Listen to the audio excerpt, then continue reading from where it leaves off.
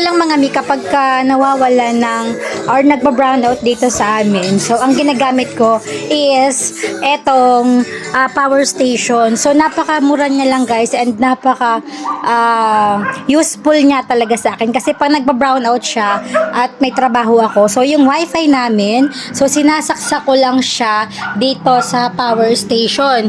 So ang maganda dito ang power station natin. So hindi mo na siya kailangang i-charge kasi di solar na siya mi. Ayan, charge lang siya sa araw so habang nakasaksak yung wifi ko and nakakatipid pa sa kuryente. Ayan, so kung gusto nyo rin ng ganitong klase ng power station or parang power bank na siya pero mas malaki yung laman niya.